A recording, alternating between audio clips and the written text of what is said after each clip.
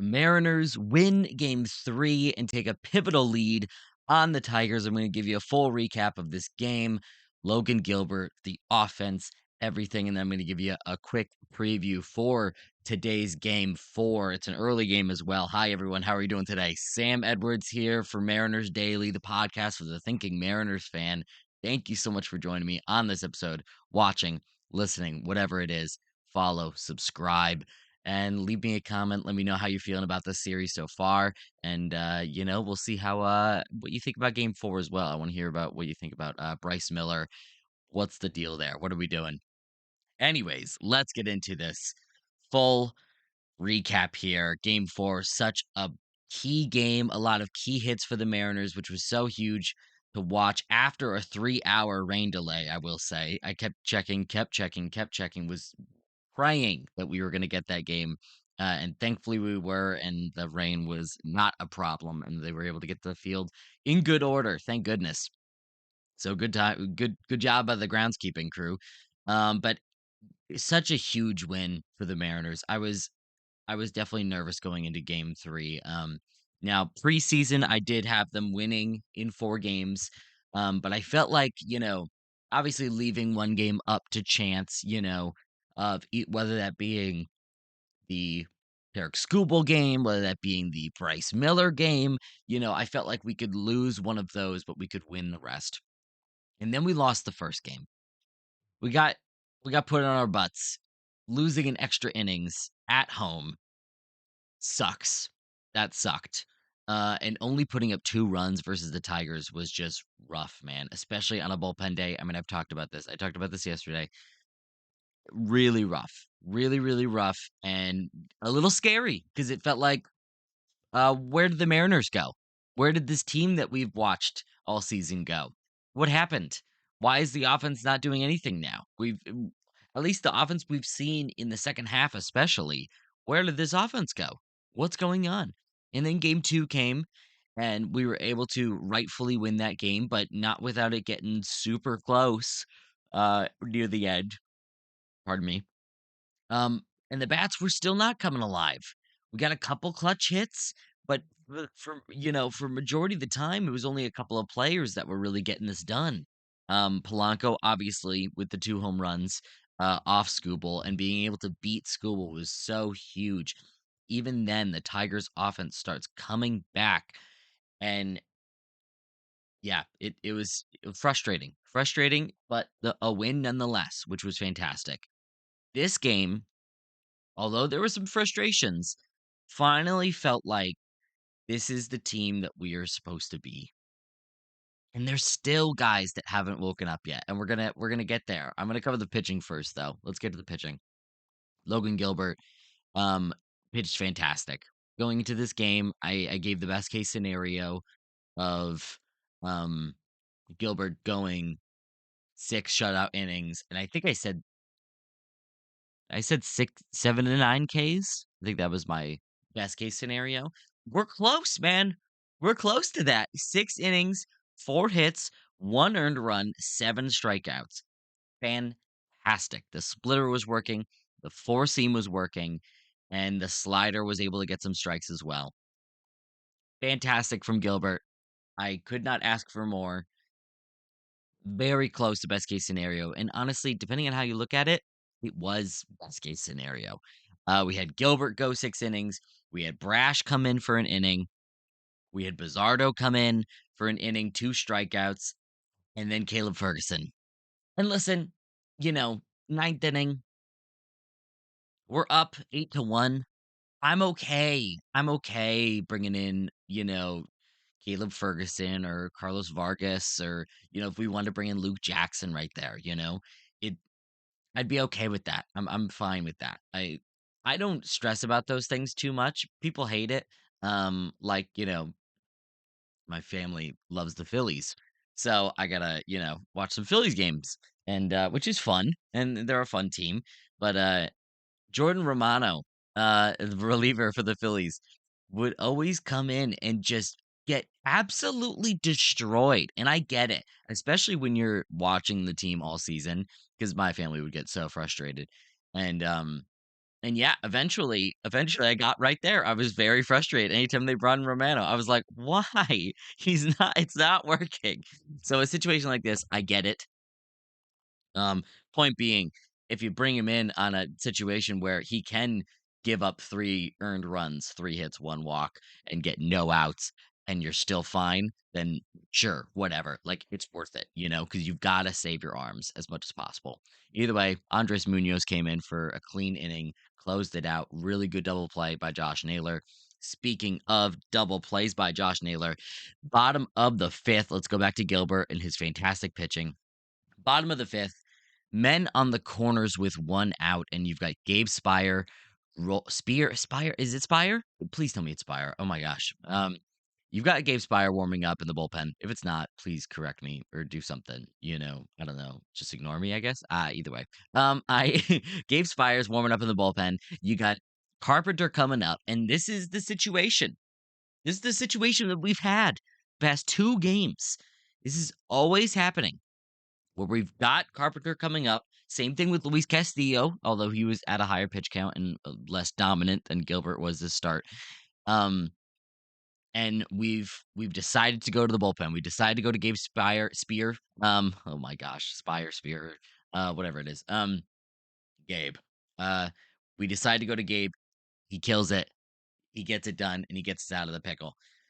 This one, Dan Wilson trusted Logan Gilbert, and you know what? I am especially after that first game. And listen, Kirby pitched well. He only gave up 2 runs in 5 innings. Like, it's not terrible. Um, but I'm really trusting Dan Wilson's feel for the bullpen usage. He's doing a great job. And because with Castillo, it was a great call. Take him out. Don't let him face Carpenter. And we still don't know what have happened. We don't know what would have happened. I don't know if it was technically the right move or not. Maybe Castillo would have gotten out of that. Maybe he would have struck out Carpenter. I don't know. But it felt like the right move, and Spire was able to get out of it. And you're playing such a close game versus Scooble. You got to keep it as close as possible. This game, we had the luxury because our offense finally opened up a little bit that he was able to leave Gilbert out there because he was doing very well. Gilbert gets a nice double play ball to the second baseman, flips it to Crawford, and Crawford makes a poor throw. Not a really bad throw, but a poor throw in the dirt. It looked like Naylor kind of had it, but it wasn't secure, so that when his glove came down, the ball pops out. So they called him safe. That's how the 1 run off Gilbert scored. Gilbert gets out of the inning, pitches a clean 6th, and it was fantastic to watch. So happy for him, and so happy that he was able to, calm down and get the job done, which was just fantastic. And good on Dan Wilson for sticking with him, giving him that confidence, and giving the bullpen just a little bit more rest. So then you could go from there. You could move on to Brash, who pitched a clean inning, which is huge. Bazardo, who's been just dominant, and then Ferguson, who gets roughed up, and then you bring in Munoz. So that works out there. Jack Flaherty on the other side, 3 1/3 innings pitched, 4 hits, 4 runs, only 3 earned. It was a crazy play with Victor Robles. Victor Robles hits a double. Um, then JP Crawford hits like a blooper single off his hands, basically. He just fists it out to left field. So Robles didn't know if it was going to get caught or not, so he gets a late break, gets the third, they hold him up, and then the throw from Riley Green goes a little wild, which it's not their third baseman. Who was the one that the Torres? No. Who was the one that let the throw go by? He was supposed to be the cutoff man. Either way, he just lets the throw go. And the catcher isn't expecting that. So it gets past the catcher, and Robles makes a mad dash for home for a super close play at the plate. I think he was safe. I know they called it safe, and they were, kind of deferring to that, but you can see his foot is on the ground the entire time as he's crossing home plate, which fantastic slide from Robles. Fantastic. Love to see it. Super fun. Good for him. Let's get to the bats here. Let's get to the breakdown. And we were able to score a couple off of the Tigers bullpen, which was good. So either way, that's always a good thing. We can Montero did pitch fairly well for them though. Keter Montero.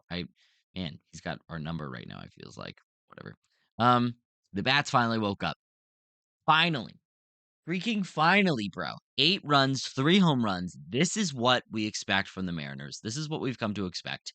And maybe unfairly, because they've never, they haven't been an amazing uh offense all season, but especially for the second half, top tier. Top tier offense this season. Rosarena went 2 for 5 with a run and an RBI. Raleigh, Cal Raleigh, 2 for 4, home run, walk, so huge. One of the best moments of the game.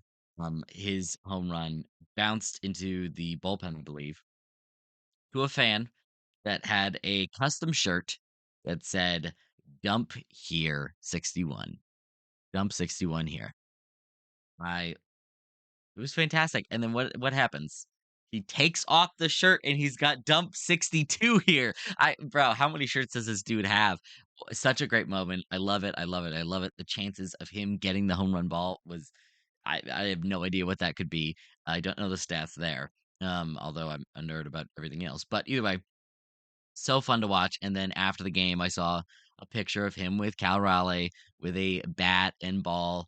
And it's just a magical moment, It's just so cool. It's just they don't have to do that. They don't have to go find this guy and get him a bat and ball. Like it just is so cool, man. So freaking cool. And yeah, just a great moment. And also at the Tigers ballpark. Like we're not in Seattle. Like such a great moment. How can you not love baseball, man? How can you not love it?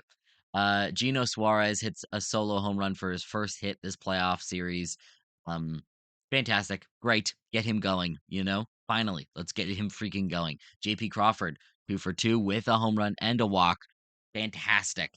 JP Crawford, let's get him going. He is a key player on this team. And yeah, we need him to get going. And he's getting going, man. It was a good home run. Josh Naylor, however, now here's the funny thing. Here's the funny thing about yesterday's episode. Yesterday's episode, if you didn't listen to it, if you didn't watch it, it's okay. My feelings are not hurt. Yesterday's episode, I was talking about Josh Naylor and his importance to this offense. And all of those things are still very much true. But I was talking about him, especially in respect to like facing Jack Flaherty, um, and facing that fastball, and that Naylor has done so well versus the fastball and very poor versus the breaking pitches. So it might be a little challenging versus Flaherty. Blah blah blah blah blah. Anyways, I'm talking about him. I'm talking about his importance. I finished the episode a little bit later in the day, and I go, "Oh, wait a second. Wait, is he on maternity leave?" Like, because we're waiting, we're waiting for Mrs. Naylor to pop out that baby, and when Naylor's gonna have to, go and see his child born.